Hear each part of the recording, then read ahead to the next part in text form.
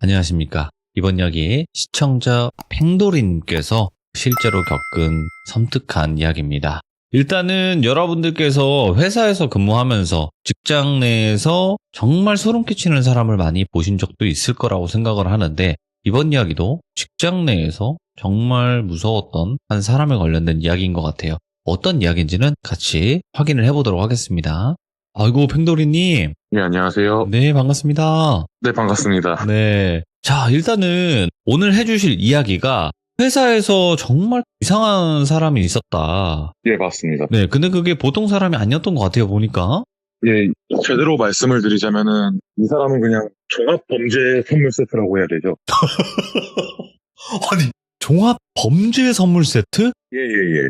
알겠습니다. 자, 그러면 도대체 어떤 이야기길래 종합 범죄 선물 세트라는 말이 나왔을지는 같이 한번 들어보도록 하겠습니다. 렛츠가! 일입니다. 팽돌이에요.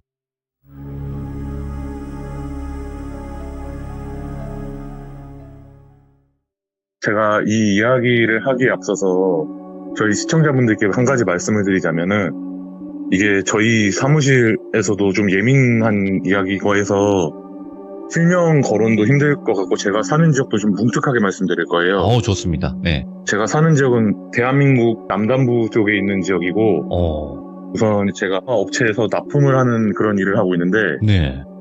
제가 여기서 일을 한 지는 지금 4년 정도 됐고, 제가 20대 후반이에요. 제가 4년 전에 이 일을 처음 했었을 때, 저는 처음이다 보니까 잘 몰라가지고, 저희 회사 규칙이 2인 1조로 일을 하는데, 네. 저희가 이제 사수, 부사수로 이렇게 나뉘어져 있어요. 근데 제 첫 사수가 이제 부점장이라고, 그냥 부점장이라고 편의상 이렇게 부를게요. 제 첫 사수가 부점장이었는데, 이 부점장 스타일이 약간 40대 후반이셨는데, 그때가 스타일이 MG 스타일이셨어요. 그분이 장난도 좀 많이 받아주시고 되게 좀 호탕하시고 좀 재밌게 해주시고, 제가 뭐 지나가다가 저거 맛있겠다면 그것도 사주시는 분이셨거든요. 옆에서 되게 잘 챙겨주시고 그러셔갖고 제가 물이 있을 땐 편하게 그냥 삼촌 이렇게 불렀었단 말이에요. 제가 엄청 옆에서 잘 따르고, 보통 이런 험한 일을 하다 보면은 사람들이 되게 입이 험하세요. 저희 기사님들도 입이 많이 험하신데, 이분은 단 한 번도 누구한테 욕을 한다거나 뭐 운전하면서 욕을 한다거나 이런 것도 한 번도 못 들어봤었거든요. 그리고 제가 담배를 피고 싶은데 어른이 옆에 계시니까 담배를 못 펴도 괜찮아, 펴, 그냥 편하게 펴. 야, 같이 힘들게 일하는 사이인데 네가 옆에서 그 담배도 못 피면 말이 되냐.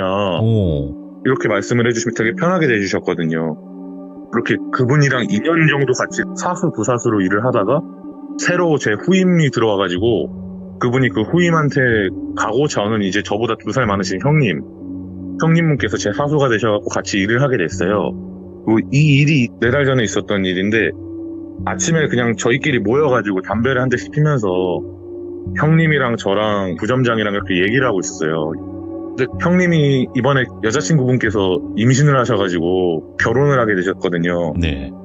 근데 좀 많이 심란하셨나봐요. 형님이 평소보다 짜증도 더 많이 내시고 그러시는데, 얘기하다가 그냥 미치겠다고, 이제 애 몇 달 뒤면 태어날 텐데 분유값은 어떻게 해야 되나 뭐 이런 얘기도 하고 그러는데, 부점장이 그때 뭔가 말실수를 크게 했었어요. 뭐 예를 들어서 얘기를 하자면, 이게 좀 방송에서 얘기하기 좀 그런 얘기인데, 너가 아무데나 책임 없이 그렇게 막 휘뿌리고 다니니까 애가 덜컥 생긴 거다, 감수해라, 이렇게 얘기를 했어요. 근데 이게 방송이라 갖고 제가 순화해서 얘기한 거지, 단계로 치자면은 10에서 1로 간 거예요. 그러니까 형님께서 이제 이 얘기를 들으시니까 욱하신 것 같아요. 안 그래도 예민하신데 뭐 말을 그런 식으로 하시냐, 이렇게 정색을 하면서 얘기를 하셨어요. 부점장이 정색을 하니까 당황을 해서 내가 말실수를 했나 보다, 미안하다라고 이렇게 얘기를 했는데, 화가 안 가는 데였는지 계속 흥분을 하시면서, 아니 왜 말을 그런 식으로 하시냐, 뭔발 너무하신 거 아니냐, 막 이런 식으로 갑자기 욕을 하시는 거예요. 전 당황했죠, 중간에서. 부점장님 표정을 봤는데 표정이 안 좋아요. 이분이 원래 이렇게 표정 관리를 잘 안 하시는 분도 아니시고, 근데 이런 표정은 처음 봤단 말이에요. 그리고 부점장님께서 형님이 그렇게 얘기를 하니까, 아니 너는 아무리 내가 니들한테 편하게 대준다 해도 뭔 발? 내가 네 친구야? 막 이러면서 두 분이서 이제 언성 높여가면서 서로 욕을 주거니 받거니 하시는 거예요. 그러니까 저는 가운데 껴있으니까 삼촌도 저랑 친하고 형님도 저랑 친하니까 말릴 수가 없는 거예요. 가시방석이네, 이거. 예. 가시방석이었죠. 어떻게 하지 이러고 있다가 점장님께서 이제 나오셔가지고 그만들 하고 그냥 둘이 좋게 풀고 그냥 빨리 일합시다 해가지고 저랑 형님이랑은 그날 납품하는 현장 여러 곳을 정리해가지고 출발을 했어요. 근데 형님이 화가 안 풀리셨는지 옆에서 계속 먼발, 계획스 뭐 이런 욕을 계속 하시는 거예요. 그래서 저한테 야 부점장 좀 너무한 것 같지 않냐? 이렇게 막 욕을 하시는데 저는 약간 좀 그런 거예요. 둘 다 친하니까 그래서 형님을 달래면서 아 형님 진정하십시오.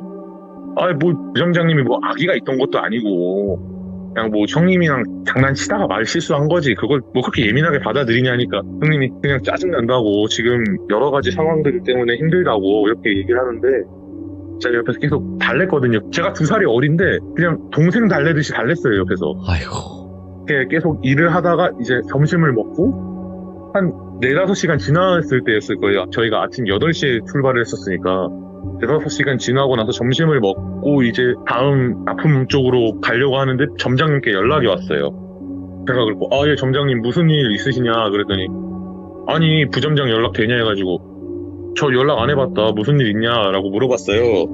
그랬더니 아니 지금 거래처에서 연락이 왔는데 부점장이 거래처 사장을 폭행하고 그랬다는 거예요. 그래서 제가 아니 그게 무슨 말씀이시냐고 아니 부점장님이 왜 그런 짓을 하냐 하니까 아니 나도 모른다. 그냥 방금 거래처에서 거래 끊겠다고 나 이런 데랑 거래 못하겠다고 이렇게 얘기가 나왔다. 예. 그래가지고 아니 도대체 어떻게 했길래 그러냐 했더니 뭐 부점장님이랑 거기 거래처 사장님이랑 약주를 한 잔씩 하셨나 봐요. 근데 부점장님이 뭐 아침에 있었던 일을 그 사장님께 말씀을 드렸나 봐요. 근데 그 사장님께서 아유 당신이 잘못했네. 당신이 그렇게 얘기하면 안 되는 거지 어른이라는 사람이 이렇게 얘기를 했는데 거기에서 부점장님이 화가 나신 건지 원래 그러신 분이 아닌데 갑자기 폭력을 가했다는 거예요. 그리고 먼 발로마 너는 내가 나한테 찾아왔고 너 어떻게 해야 할 거다 막 이렇게 얘기를 했다는 거예요. 예. 사장 입장에서는 어이가 없죠. 그냥 얘기를 한 건데 자기가 느낀 대로. 그리고 도망갔다는 거예요. 사장님이 난리가 났다는 거예요. 내가 이게 뭐 고소하네 마네 이러면서 이런 신발 뭐 이러면서 욕을 하면서 저희는 거래처 하나하나가 되게 소중하거든요. 저희 업체에선 돈이란 말이에요 이게. 네. 그래서 점장님께서는 이제 사장님 진정하시라고 내가 상황 파악한 다음에 다시 연락드리겠다고 이렇게 사장님께 말씀을 드리고 부점장한테 연락했는데 연락을 안 받는다는 거예요. 오. 그래갖고 저는 뭐 연락 온 게 없다고 잘 모르겠다라고 얘기를 하니까 알겠어 일단 고생하고 하고 끊으셨어요. 내가 형님한테 형님 부점장님이 사람 때렸다는데? 이러니까 형님이 또 신나가지고 뒷담화를 또 하고 있더라고요. 그리고 전 또 속으로 아유 적당히 좀 하지 이 양반아 이러면서 그냥 넘어갔는데 한 2시간 있다가 점장님한테 연락이 왔어요. 예.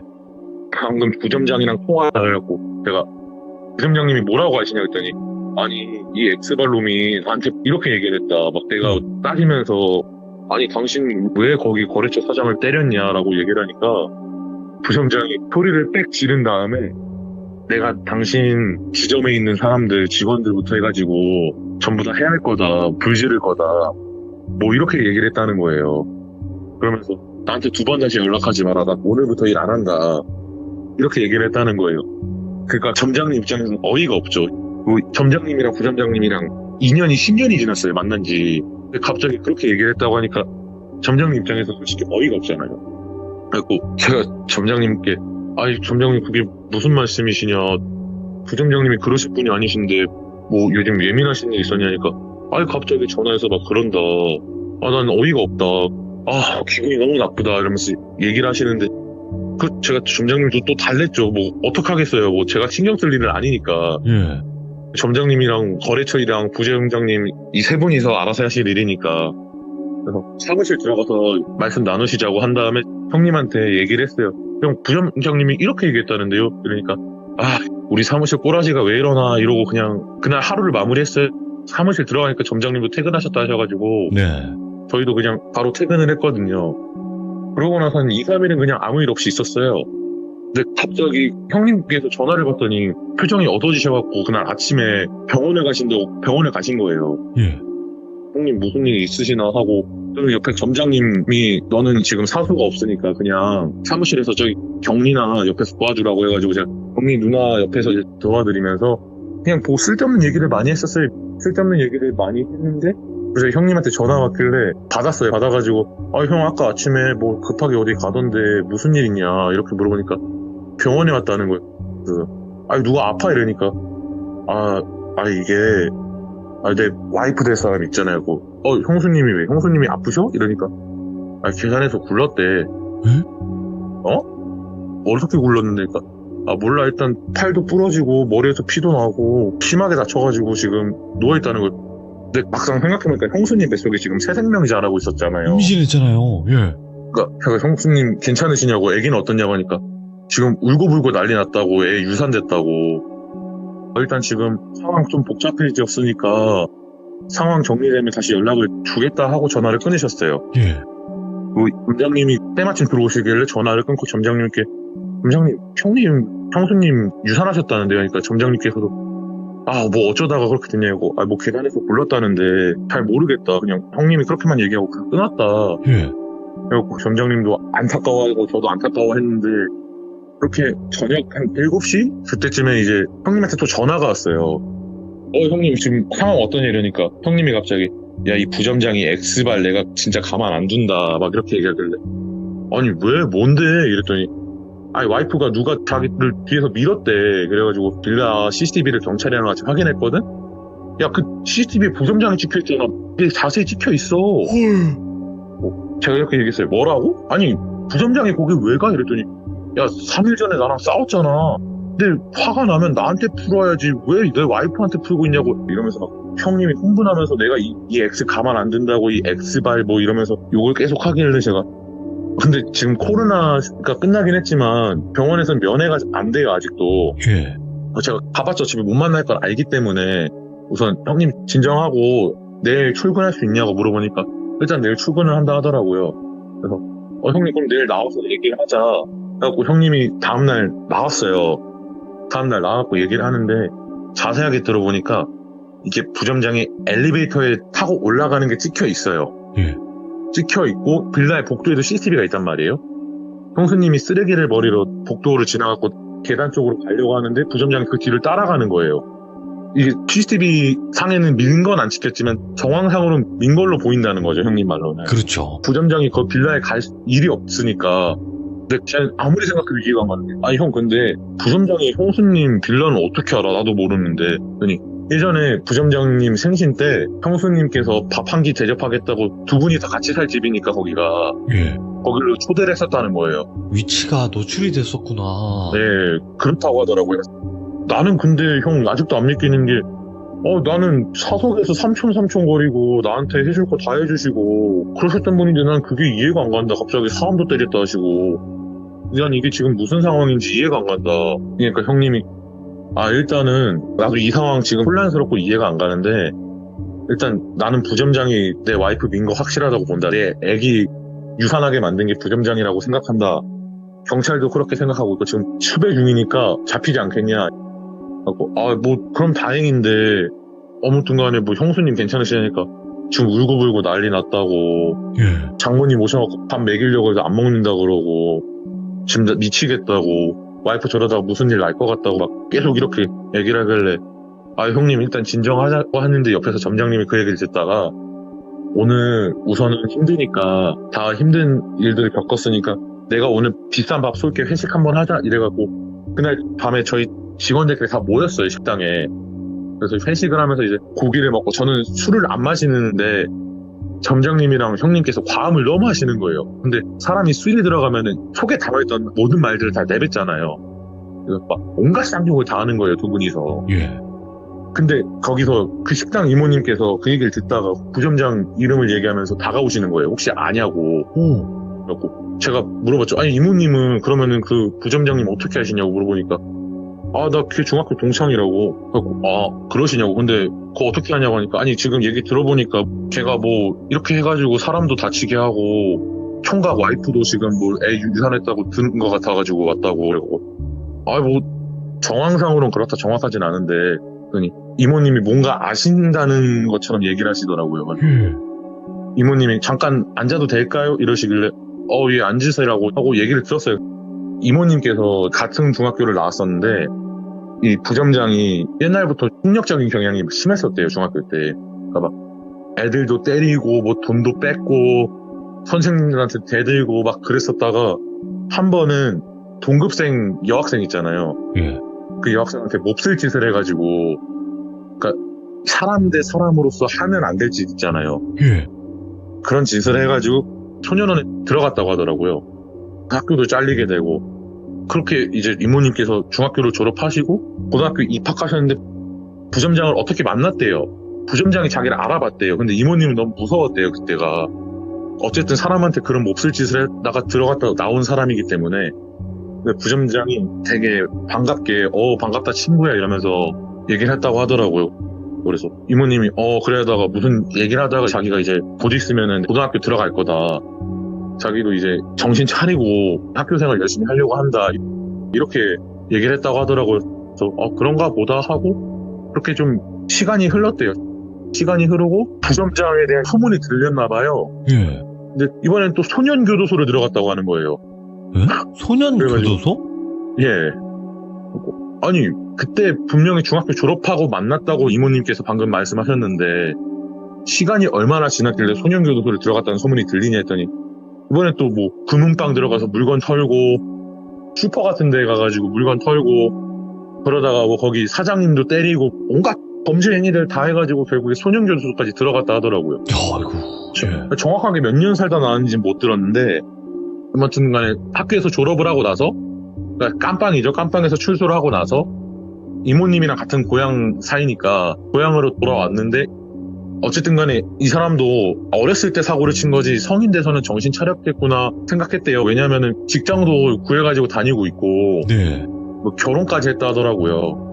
결혼까지 하고 이제 평범하게 그냥 잘 사나 보다 했는데 또 한 몇 년 뒤에 있다가 또 뭐 이혼했다는 소문이 들려다는 거예요. 아이고. 첫 번째 아내분이랑. 그리고 또 이렇게 또 재혼은 하고 이혼하고 재혼하고 이혼하고를 수없이 반복했다 하더라고요. 저는 그 얘기 듣고 아니 이모님은 근데 이 소문을 대체 어디서 들었냐. 저는 솔직히 이해가 안 가거든요. 아무리 같은 고향에서 산다 한들 그렇지. 이 소문이 어떻게 들리냐라고 물어봤어요. 그랬더니 우선은 그 범죄 행위는 자기 삼촌이 옛날에 경찰이셨는데 그 담당 사건 경찰분이셨다고 하시더라고요. 그래갖고 범죄 행위들은 그때 그 삼촌님 분께 들은 거고 이혼이랑 재혼은 이모님은 동창회에 꾸준히 나가셨대요. 네. 동창회에 꾸준히 나가셔가지고 그 동창회에서 이 얘기를 계속 들었다는 거예요. 안 좋은 얘기들만.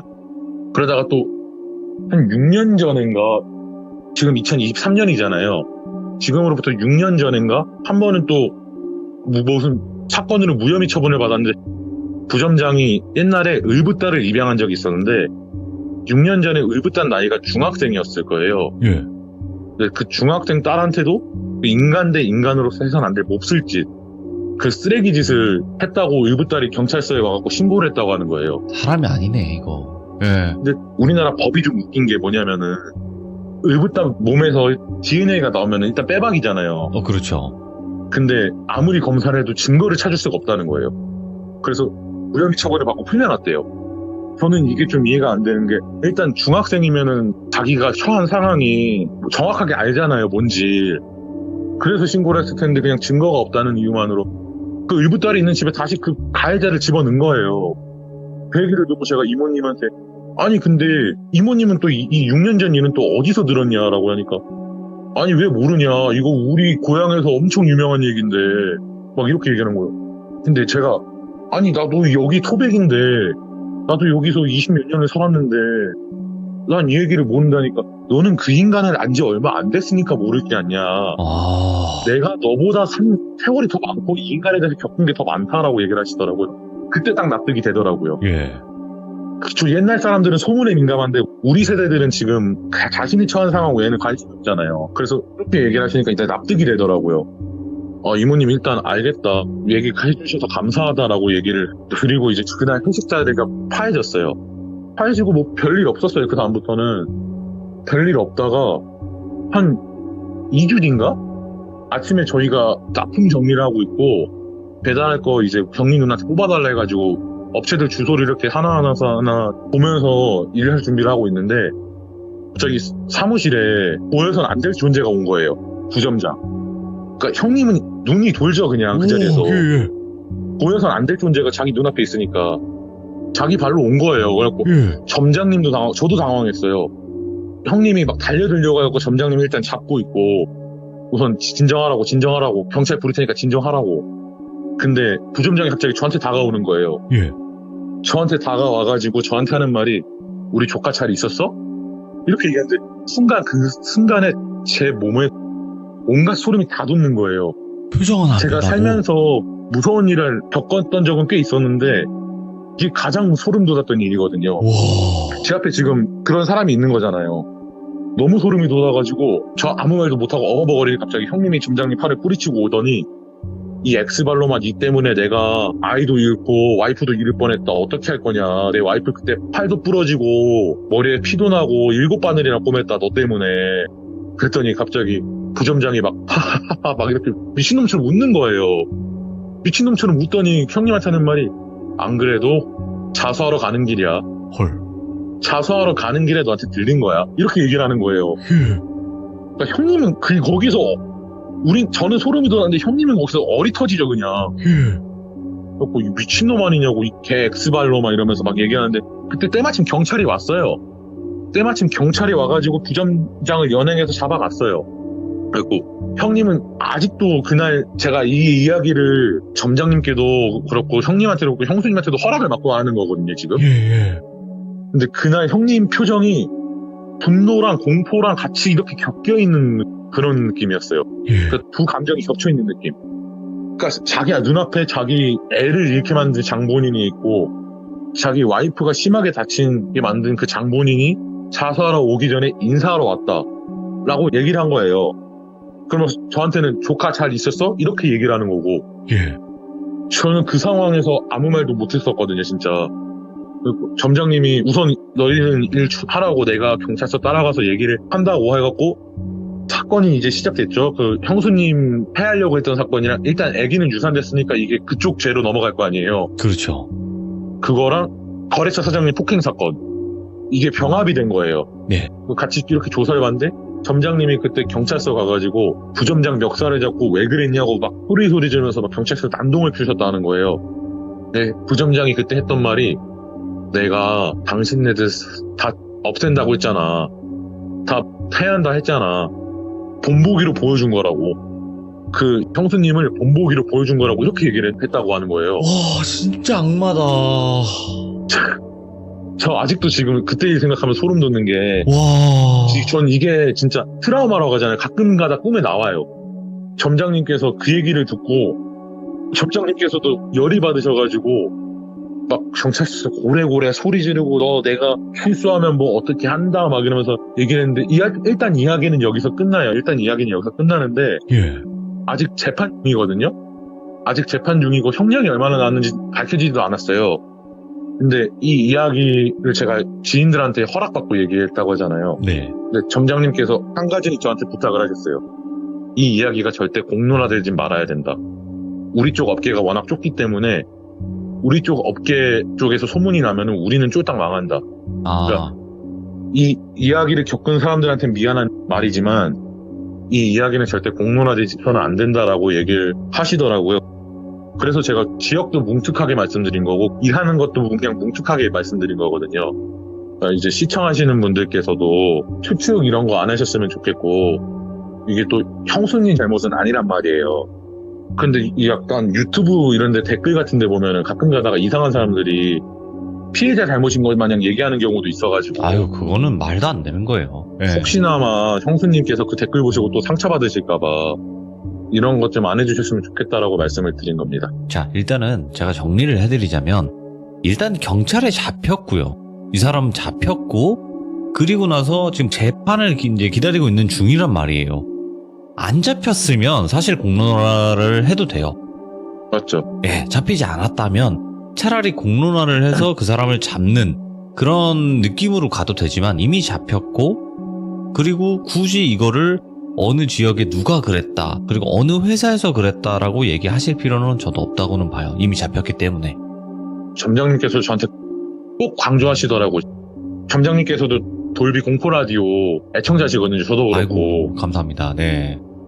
그래갖고 시청 참여도 제가 이번에 처음 도전한 건데 점장님께서 이 이야기를 듣다가 가끔가다 공론화되는 사건들이 있다고 하시니까 이 이야기가 절대 그렇게 되지 않았으면 좋겠다라고 하시더라고요. 아, 근데 그 마음도 충분히 이해는 해요. 당연히 일적인 게 많이 엮여 있으니까 걱정을 하시는 거니까. 하지만 잡혔으니까 그나마 다행이었고 그렇게 또 진행이 되는 사건이라고 볼 수 있거든요.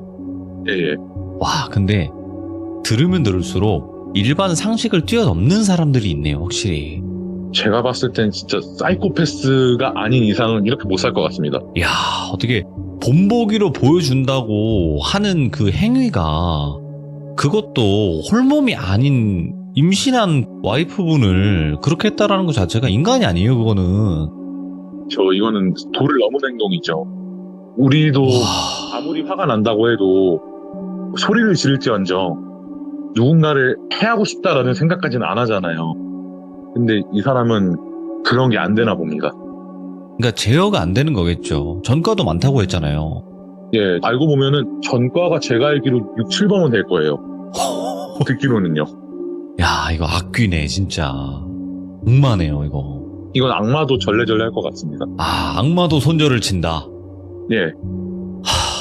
어떻게 보면 진짜 무서운 게 사람인 것 같아요. 제가 살면서 아까도 말씀드렸다시피 여러 무서운 일들을 많이 겪었지만 이 일이 진짜 원탑입니다. 아니, 그러면 팽도리님은 그때 예. 당시 그냥 아무렇지 않게 들어오는 그 사람의 표정과 행동을 봤을 거 아니에요. 예. 진짜 뭔 이런 사람이 다 있지라는 생각을 했을 것 같아요. 소름도 끼치면서. 저는 그때 진짜 솔직하게 말씀드리면 그냥 멘탈이 나갔어요. 저도 20대 후반이고 건장한 체격을 가진 남자인데도 불구하고 상식 밖의 행동을 하는 사람을 보다 보니까 그냥 그 순간 멘탈이 나갔어요. 그 후에는 다리에 힘이 풀렸어요. 그리고 아까도 말씀드렸다시피 저는 가끔씩 그런 악몽을 꿔요.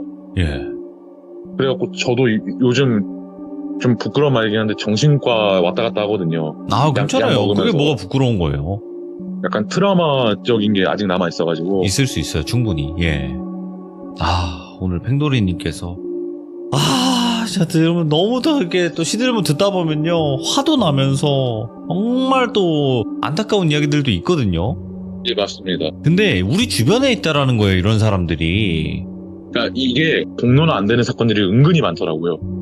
아니, 근데 사실 공론화가 되고 안 되고는 사실 요즘에는 뭐 유튜버분들이 이슈화를 하니까 공론화가 되거나 아니면 뉴스에 나오거나 하는 건데 모든 사건들이나 그런 게 뉴스에 나오거나 유튜브에 나올 수는 없거든요.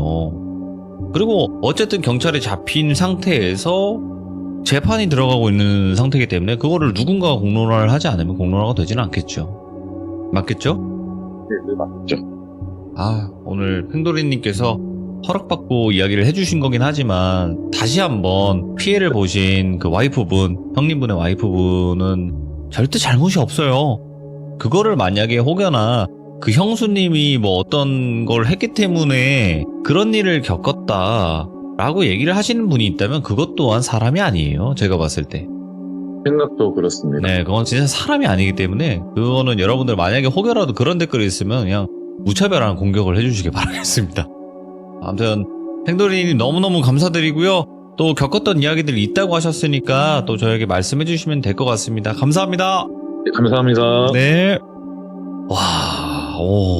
일단은 어떤 식으로 전개가 될지, 이렇게 상상을 못 했었는데, 이거는 진짜 사람이 아닌, 그런 악마도 손절을 칠 만한 그런 사람의 이야기였고요. 이런 사람이 우리 주변에 있습니다, 여러분들. 그러니까 항상 조심하셔야 돼요. 여러분들은 이런 일이 없이 평안한 일상을 보내시길 다시 한번 바라보고요. 다시 한번 마지막으로 말씀을 드리지만 피해자분을 욕하는 사람은 사람이 아닙니다. 제가 봤을 때 절대 욕하는 댓글 안 쓰시기를 바라겠습니다. 시청해주신 모든 분들 감사드립니다. 고맙습니다.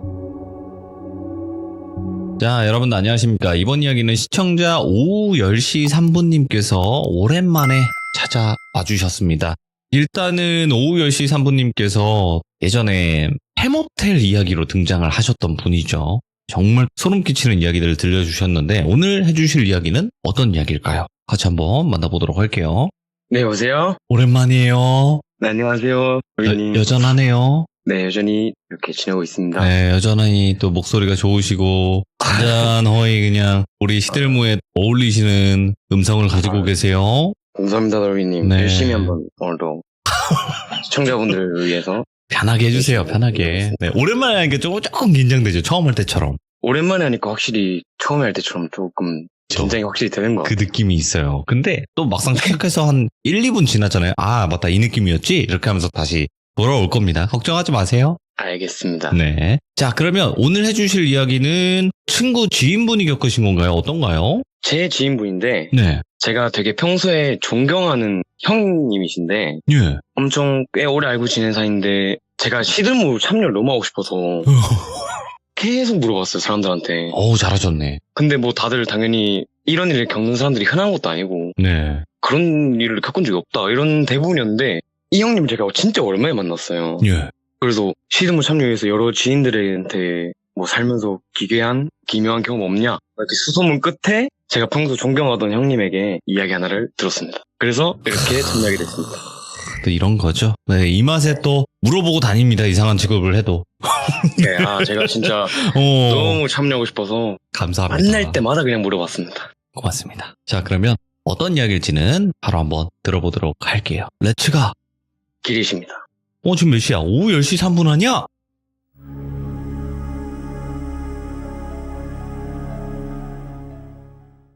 일단 얘기를 시작하기 앞서서 설명을 좀 드려야 될 것 같아서 일단 귀신이 나오는 그런 이야기인데 최대한 제가 현실적으로 말씀드리려고 형이 겪었던 사실을 바탕으로 있는 그대로 얘기를 전해드린다는 거 인지해 주셨으면 좋겠고 그리고 이야기의 시간대와 장소가 사건 시점에서 과거와 현재로 왔다 갔다 하는데 복선이나 얘기의 연기를 위한 거니까 양해 좀 부탁드립니다. 아우, 이렇게 또 설명을 처음부터 해주시면 아주 좋습니다. 제가 최대한 시청자분들께서 편히 들으실 수 있게 예. 제가 정말 최대한 열심히 전달해드리겠습니다. 지금으로부터 5년 전쯤에 형이 20대 초반에 겪은 일입니다.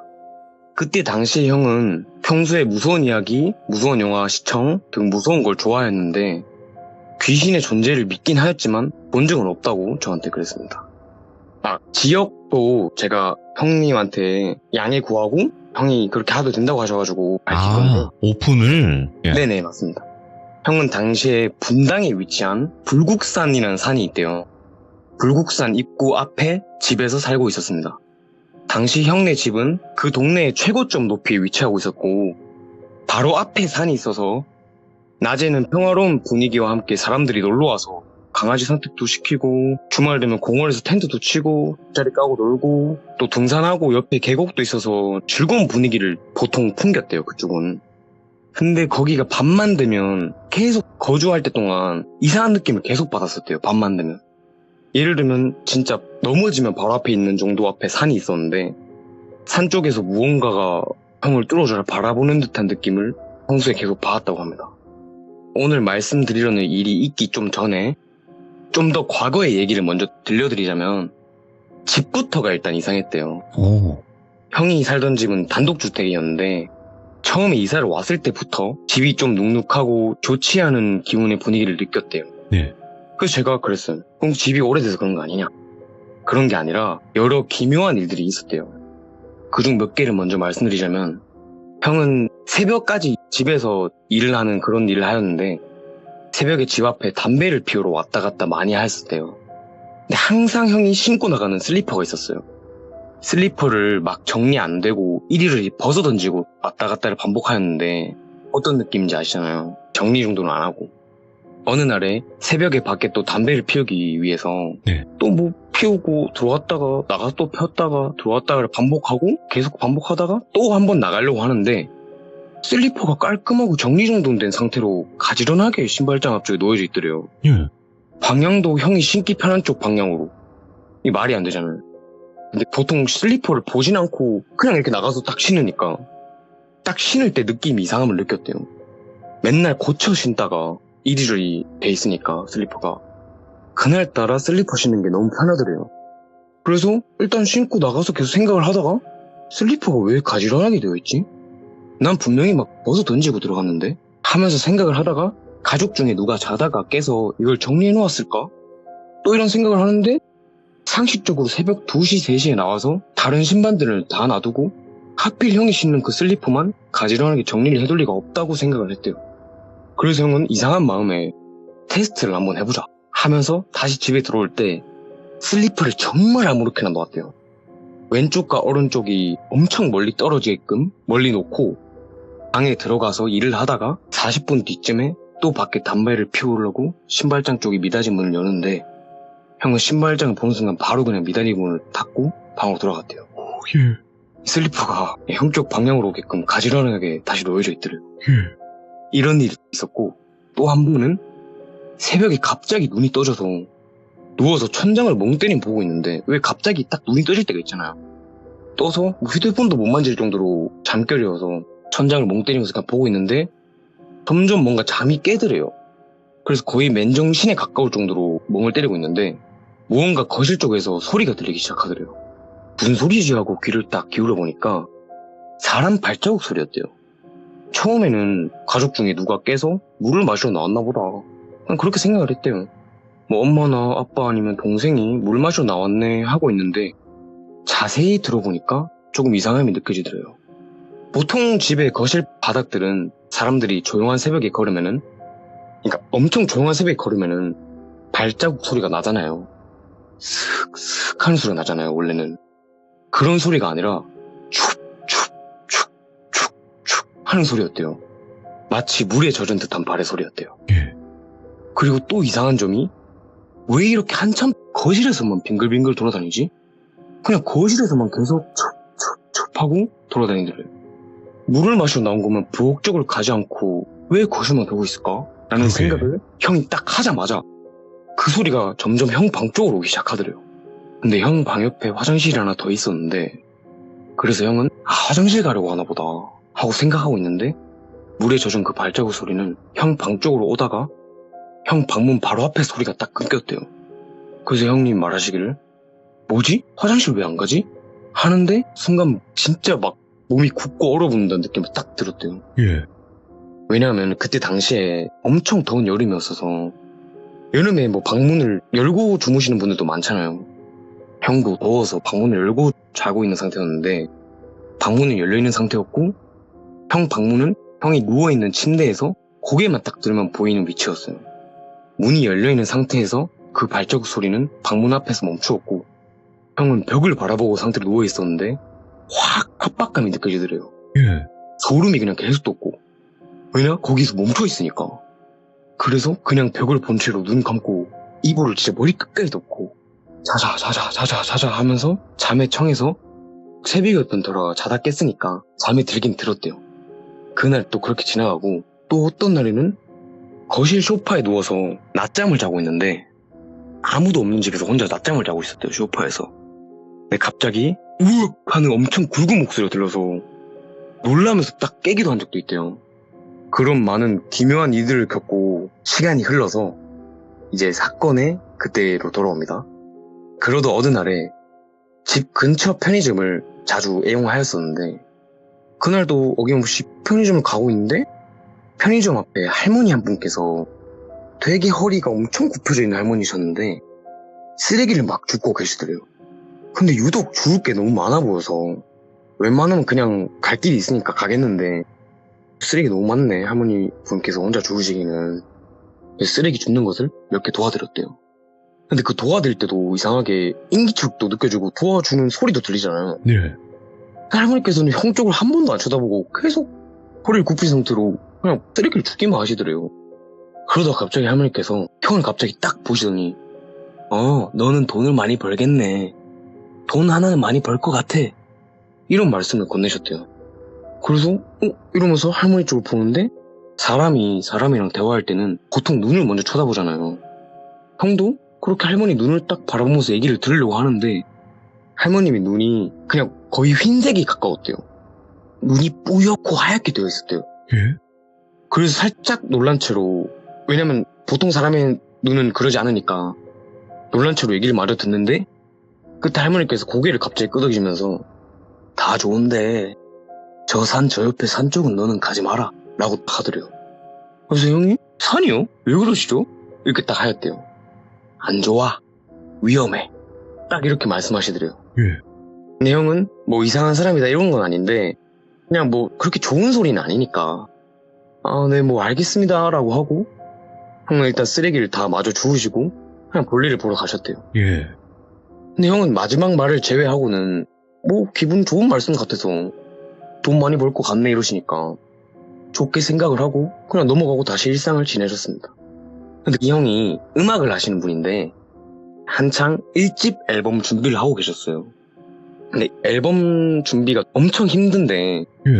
그래서 그때 당시에 되게 힘들어하고 계셨었는데 그때 말씀하시기를 이 앨범이 망하면은 나는 음악을 그만두겠다 라는 마음까지 가지시면서 정신적, 육체적으로 되게 좋지 않은 생활을 하고 계셨어요. 이건 저도 옆에서 봐서 알거든요. 근데 딱 그런 비슷한 시기에 형 외에 다른 음악하는 친구들이 있을 거 아니에요. 그 친구들이 서울 신림 쪽에 지하 40평, 50평 정도 되는 건물을 임대를 하였대요. 그 밑에서 다 같이 살려고 합숙을 하는 거죠. 그리고 지하에 임의로 가벽을 치는 공사를 하면서 그렇게 이사를 준비하고 있었고 형은 여전히 분당 불국산 쪽에서 거주하고 친구들이 이사를 끝내고 동고동락하는 곳에 자주 놀러 갔었대요. 그 지하집은 형이 딱 갔을 때 벽은 약간 욕실 타일처럼 그렇게 되어 있었고 램프 같은 조명들밖에 없어서 집안의 전체가 밝아질 수가 없었대요. 절대 집안의 전체가 확 이렇게 밝아질 수가 없는. 그리고 심지어 벽이나 바닥이 싹 다 전부 검정색이었대요. 하필이면 지하니까 창문도 없고 집 자체의 분위기가 어둡고 칙칙한 느낌이었지만 되게 넓잖아요. 사실 50평이라는 게. 집이 넓었어서 형이 와 이런 곳은 뭐 어떻게 구했냐? 이런 곳을 잘도 구했다 라고 하니까 친구들 중 한 명이 아 여기가 예전에 노래방인가 PC방인가 그랬는데 불이 크게 났었대. 딱 이렇게 말을 하더래요. 그래서 그런가 봐 그렇구나 하고 싼 가격에 이렇게 넓은 데 이사를 한 이유구나 라고 그냥 생각을 했대요. 그리고 집안 구경을 하고 가벽을 쳐서 만든 친구들의 각각 방이 있을 거 아니에요. 방을 위해서 가벽을 친 거예요. 각각 방을 다 구경하고 너는 뭐 이렇게 해놨네 너는 뭐 이렇게 해놨네 그리고 거실도 보면서 오랜만에 만난 친구들이랑 신나니까 얘기를 막 나눴대요. 근데 지하에 있으니까 밖에도 안 보이고 창문도 없고 하니까 시간 감각이 없어질 뿐더러 시계를 안 보면 낮인지 밤인지 구분도 안 가고 되게 춥고 막 머리에 두통도 심하게 왔대요. 그래서 제가 듣다가 뭐 당연히 지하니까 창문도 없으니까 그런 거 아닌가? 그래서 형도 지하여서 춥겠거니 집에서 친구들이 담배를 집에서 또 폈대요. 집에서 막 담배 피고 하니까 머리가 아프겠거니 하고 대수롭지 않게 넘어갔대요. 그러고 나서 몇 번 더 계속 놀러 갔었는데 다른 친구들은 계속 괜찮은데 형 혼자만 계속 춥고 머리가 아프더래요. 그래서 형이 아니 여기 왜 이렇게 스산하냐 라고 하면서 느낀 게 단순히 추운 느낌이 아니라 되게 막 스산하고 서늘하고 그런 느낌을 계속 받았대요. 형이 그래서 문득 든 생각이 귀신이 있는 곳에 스산하고 서늘하고 머리가 아프고 그렇지 않냐? 왜냐면 좋아한다 했잖아요 이런 거를. 그래서 이렇게 막 신나가지고 얘기를 하다가 친구들한테 야 여기 귀신 있냐? 라고 딱 했는데 친구들이 다 같이 갑자기 뭐 표정이 되더니 말이 없어지고 조용해지더래요. 그러더니 그 중에 한 명이 있어 딱 이러더래요. 그래서 형이 뭐지? 라고 생각하면서 솔직히 안 믿기니까 있다고? 뭐 어떻게 생겼는데? 딱 이랬대요. 그때 당시에 친구들의 말을 전혀 믿지 않았고 그저 그렇게 웃겨서 그냥 물어봤는 게 친구 중 한 명이 우린 다 봤다 라고 되게 진지하게 그러길래 장난이 풀리는 게 아니라 계속 진지하게 얘기하길래 진짜? 다 봤다고? 평소에 무서운 거랑 귀신 얘기 좋아했으니까 신나가지고 그냥 생김새를 막 구체적으로 계속 캐물었대요. 말을 하기는 싫어했는데. 그래서 친구 중 한 명이 말하기를 내가 새벽에 목이 말라서 물을 마시려고 거실 쪽에 있는 주방으로 갔는데 거실 어두운 코너 구석에 머리가 엄청 길고 몸을 쭉 누르뜨린 키가 되게 큰 여자 한 명이 그냥 서 있더래요. 근데 엄청 잠에 취해 있었어서 잠결이고 현실성이 없으니까 더 너무 그런 모습에 눈앞이 보이니까 그냥 그런갑다 하고 다시 그냥 물 마시고 자러 갔대요. 이게 왜 이러냐면은 너무 말도 안 되는 모습이니까. 그런 식으로 조금씩 친구들이 다 봤다는 거예요. 느끼고. 그래서 그 이후로 형은 거기 신림에 갈 때마다 그 귀신에 대해서 계속 얘기를 한 거예요. 친구들이랑. 신나니까. 그저 신기하고 재밌어서 야 요새 어때? 저번 주에 어땠어? 또 무슨 일 있었어? 이렇게 얘기를 계속 하는데 다음 주 또 그 다음 주 얘기를 하면 할수록 점점 증상이나 현상이 갈 때마다 얘기를 듣는데 더 심해지더래요. 어느 날에는 신림 친구들 집에서 이런 일이 있었대요. 집에 그냥 거실에 데코레이션처럼 유리가 하나 있는데 다 같이 자고 일어났는데 손바닥 자국들이 여러 개 찍혀 있더래요. 처음 목격한 친구가 아유 누가 또 술 먹고 이랬나 보다. 근데 자세히 보니까 손자국들이 말도 안 되게 너무 큰 게 있고 진짜 얼마나 컸냐면 곰발바닥 같았대요 진짜. 또 어떤 거는 애기 손처럼 너무 작은 게 있고 그리고 딱 모서리에 있는 걸 목격을 한 거예요 다 같이. 안녕이라고 글자가 적혀 있었대요. 손톱 끝으로 새긴 것처럼. 이것도 너무 현실성이 없잖아요. 그래서 친구들이 처음엔 증상들이 너무 현실감이 없고 그 집에 계속 지내다 보니까 그냥 누가 장난치거나 해프닝이겠거니 하고 왜인지는 모르는데 그냥 넘어가게 됐대요 계속. 이게 다 같이 약속한 것처럼 보통은 누가 집요하게 할 수도 있는 거잖아요. 이게 말도 안 되는 일인데 일어났는데 근데 그냥 넘어가게 되더래요. 근데 형은 그런 것들이 너무 신기하고 재밌으니까 친구들 집에 그냥 계속 가면서 그 증상이나 현상에 대해서 물어봤대요. 그러다 네 번째쯤 간 날에 거실에 친구들이랑 모여서 얘기를 하는데 다들 막 다크서클이 엄청 장난이 아니었대요. 헬스케져 있고. 근데 친구들 중 한 명이 아는 무당분이 계셨대요. 그 무당분께 연락까지 해가지고 어떻게 조치를 취하면 될까요? 라는 얘기까지 나오고 그래서 무당분께서 이런저런 조치랑 방법을 가르쳐 주셔서 무당분께서 가르쳐 주신 각종 방법을 다 동원한 상태였대요. 이미 네 번째쯤 갔을 때. 그렇게 계속 얘기를 하다가 형이 발언을 한 거예요. 근데 진짜로 있을까? 없을까? 하면서 얘기하는데 친구들이 현실감이 없는 사실들에 보고 느낀 게 많았음에도 대답들을 확실하게 못했대요. 있을까 없을까에 대한 질문에. 본 건 맞고 느낀 건 맞는데 현실감이 너무 없거든.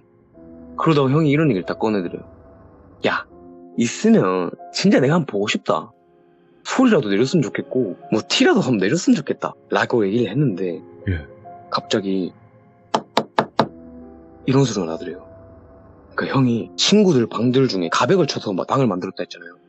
하나의 가벽에 등을 기대 있었는데 그 벽 뒤에서 이런 소리가 난 거예요.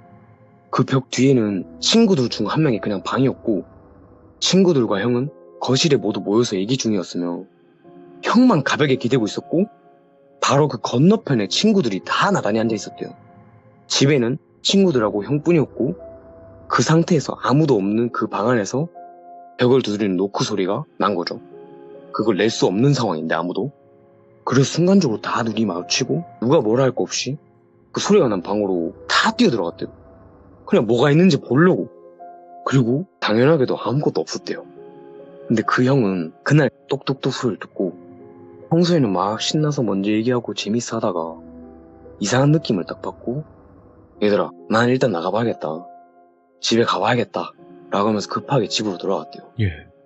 그리고 와서 형은 더 이상 그 친구들 집에 귀신 증상 현상이나 귀신을 봤냐 이런 거에 대해서 전혀 물어보지 않고 그 이후로 단 한 번도 그 친구를 집을 가지를 않았대요. 그렇게 지내고 있는데 그 일을 겪고 좀 뒤에 어떤 일이 생겼는데 형은 평소에 음악 작업을 하시면서 집 앞에 담배를 피우러 되게 많이 나갔어요. 좀 전에도 말씀드렸다시피 그게 음악 만든 거를 체크하면서 막 담배를 많이 피우시거든요. 그날도 새벽 3시 정도 됐을 때 음악 만든 거를 체크할 겸 담배를 피우러 나갔는데 형 집이 그 산 앞에 주택가 중에 최고 높이 오르막 위치라고 했잖아요. 오르막에서 최고 위치 높이에요. 그래서 밑을 바라볼 수가 있잖아요. 그 밑쪽을 그냥 내려다보고 있는데 50m 정도 떨어진 산 쪽에 있는 가로등 바로 밑에 사람이 한 명 우뚝 서 있더래요. 새벽 3시에 사람이 한 명 가만히 서 있으니까 그냥 보게 되어져가지고 멀리서 이렇게 바라보고 있는데 뭐 누구 기다리나 보다 하면서 계속 바라보다 보니까 이게 점점 그 사람의 특징이 점점 보이더래요. 일단 여자였고 머리가 엄청 길었대요. 여자의 실루엣이었대요. 그냥 딱 머리 길이가 거의 배꼽까지 오른 머리 길이였고 길었네. 네, 엄청 길었대요. 진짜로. 멀리서 봐도 가로등 불빛 아래에 있으니까 머리도 잘 보이잖아요. 머리가 엄청 젖은 머리 같았대요. 너무 길고 정리가 하나도 안 돼서 얼굴까지 가릴 정도였고, 그리고 허름하고 집에서 오래 입은 것 같은 잠옷 차림이었는데 키가 멀리서 보아도 못해도 180은 되어 보였대요. 오이 뭐 신기한 사람이다 하면서 누구 기다리나 보다 보고 있다가 핸드폰을 잠깐 봤대요. 핸드폰을 잠깐 보는데 순간 생각이 딱 들었대요. 이 시간에 저기 가만히 있어서 누굴 기다리나? 그럴 수도 있을라나? 왜냐면 밤이나 새벽에 유독 사람들이 많이 안 다니는 골목이었대요. 그런 생각을 하다가 다시 그 가로등 위쪽을 딱 바라봤는데 그 키가 큰 여자의 모습이 형 쪽으로 방향을 틀어서 형 쪽을 바라보고 있더래요. 원래는 길 쪽, 도로 쪽을 고개 숙인 채 그냥 응시하고 있었는데 형 쪽으로 방향이 딱 틀어서 바라보고 있더래요. 그냥 몸이 쭉 늘어진 상태로. 그래서 형도 그냥 뭐야 하면서 다시 그 여자를 쳐다보는데 순간적으로 왜 뭐지 싶잖아요. 그래서 보고 있는데 이상한 게 또 점점 눈에 들어오더래요. 그 키 큰 여자가 똑같은 자세로 움직이질 않더래요. 사람이라면 왜 조금의 미동이라도 있어야 하잖아요. 비틀비틀 건들건들 거리던지 마치 동영상 보다가 영화 보다가 정주화면처럼 그렇게 딱 굳어있더래요. 그냥 아예 움직이질 않대요. 그때 또 보이는 게 너무 말랐대요. 거의 뼈밖에 없을 정도로. 또 잠옷색은 파랑빛이었는데 몸의 색도 잠옷색처럼 푸른빛이었대요. 되게 이게 그렇게 딱 튼 채로 보니까 점점 그런 모습들이 보이니까 형이 눈을 반사적으로 딱 피하고 거의 1초 만에 다시 그쪽을 봤는데 그 키 큰 여자가 온데간데 없더래요. 원래 없었던 것처럼 그냥 사라졌대요. 이 말이 안 되잖아요. 이 말이 안 되는 상황에 딱 그때 치듯이 생각이 나더래요. 그때 갑자기 옛날에 왜 편의점 앞에서 보았던 그 할머니가 생각이 나더래요. 산 쪽에 가지 마라 라고 했던 할머니 생각이 나서 더 소름이 돋고 공포를 느껴져서 빠르게 방으로 들어갔는데 난생 처음 등골까지 오싹해지는 걸 느꼈대요. 계속 그런 감정이 느껴서 겨우겨우 가서 침대에 누워 잠을 청하려고 하는데 방에는 창문도 있었는데 형 침대 머리 위에 창문이 벽 쪽에 여러 개 있었대요. 여름이니까 방문도 열고 창문도 열잖아요. 방충망만 닫고. 여름이라서 창문을 열어놓고 있었는데 갑자기 맨 끝 침대 쪽 방문에서 딱 그 침대 쪽 창문 바로 밑에서 뭐 이런 소리가 나더래요. 마치 낙엽을 밟는 듯한 소리였는데 낙엽이 없잖아요. 여름이니까. 그 소리가 계속 지속되는데 소리가 템포도 이상하고 소리 자체도 뭔가 이 세상에 없는 소리가 들리는 것 같았대요. 이게 발소리인지 입에서 나는 소리인지 어디서 나는 소리인지 구분이 안 가는? 계속 소리가 들리더니 또 다른 소리가 들려오자 제 몸이 탁 굳어버렸대요. 방 창문 바로 앞에서 여자가 억지로 남자 목소리를 내는 듯한 목소리로 뭐 이런 소리가 나더래요. 계속 막 이런 소리가 나더래요. 그렇게 형은 그 소리를 들으면서 아침 8시, 9시까지 움직이지도 못하고 창문 하나 닫지도 못하고 끈눈으로 그대로 굳어서 그 소리가 사라질 때까지 들을 수밖에 없었대요. 소리가 계속 그냥 진짜 몇 시간 동안 지속됐대요. 벽을 긁는 소리부터 시작해서 소리가 사라지고서야 겨우 잠에 들게 됐대요. 그리고 나서 바로 일어나가지고 그때 신림 지하집에 사는 친구들 중 한 명한테 전화를 딱 걸었대요. 바로 눈 뜨자마자 야 니네 그때 집에 왜 귀신 보이고 노크 소리 들리고 했을 때 아는 무당분께서 취하라고 한 조치가 뭐냐 방법이 뭐냐 라고 하면서 그렇게 전화를 하면서 계속 물어봤대요. 그래서 들은 약간의 조치를 취하고 바로 그런 형상이나 증상 그때 본 키 큰 여자가 딱 그 조치를 취하니까 눈앞에 뭐 딱히 나타나진 않더래요. 근데 친구들하고도 이제 좀 이런저런 일이 있고 하다가 자연스럽게 연락이 뜸해져 가는데 그렇게 거의 3년이라는 시간이 흘렀대요. 형은 분당 그 불국산 앞집에서 다른 곳으로 이사도 했고 이사도 하고 3년이라는 시간이 흘렀으니까 그때 겪은 일을 거의 그냥 까먹고 거의 잊은 채로 지내고 있었대요. 그렇게 3년 뒤 어느 날에 우연하게 어떤 일 때문에 이 일은 말씀드릴 수 없는데 우연하게 형이 굿을 받게 되었어요. 근데 그때 굿을 한참 하고 있는데 해주던 무당이 갑자기 우뚝 서더니 너 어디 외국 갔다 왔어? 여자가 한 명 붙어있네. 어깨 여자 한 명 붙어있어. 딱 이러더래요. 예. 형은 그 일도 잊어버릴 때쯤이었고 그땐 딱 생각이 안 나더래요. 그런 엄청난 일을 겪었는데도.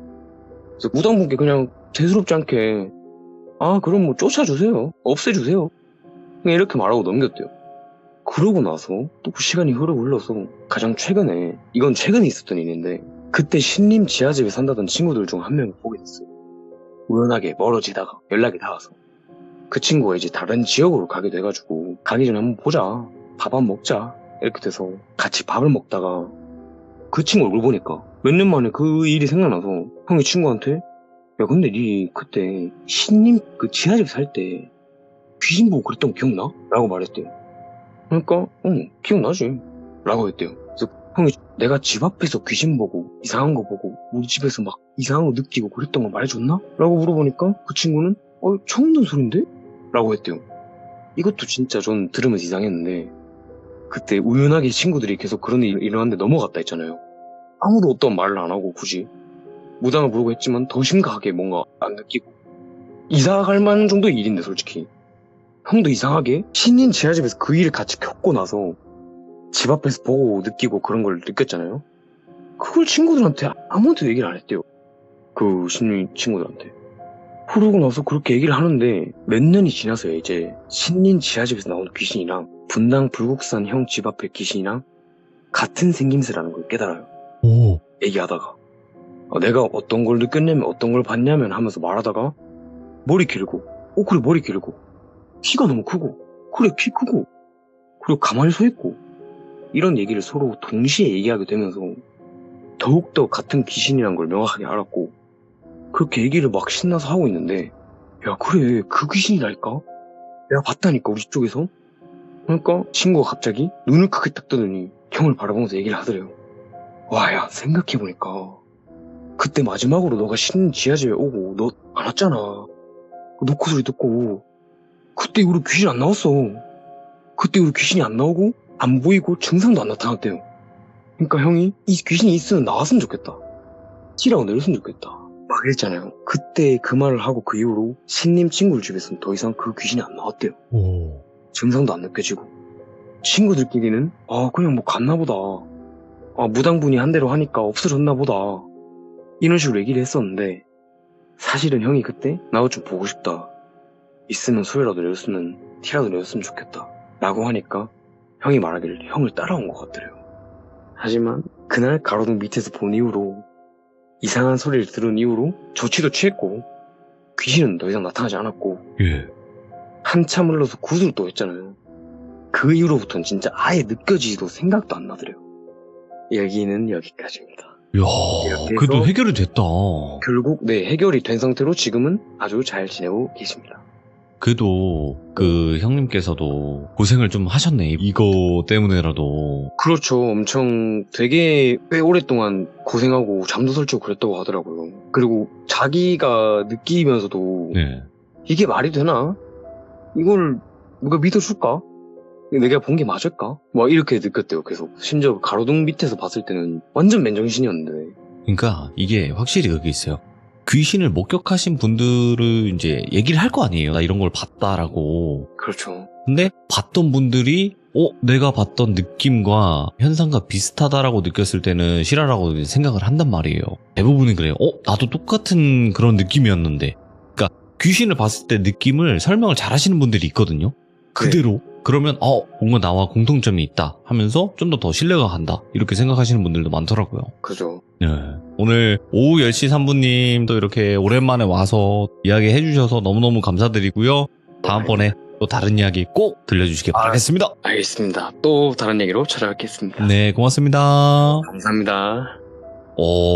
정말 실제로 겪었던 그 형님께서 고생을 정말 많이 했던 그런 이야기가 아니었나 생각을 해요. 여러분들도 주변에서 이렇게 귀신 본 사람들이 많을 거예요. 그러면 여러분들이 한 번씩 물어보신 다음에 참여하셔도 되니까 한번 꼭 물어보고 다니시는 걸 추천드리도록 하겠습니다. 본인이 직접 보면 더 좋고요. 감사합니다. 고맙습니다.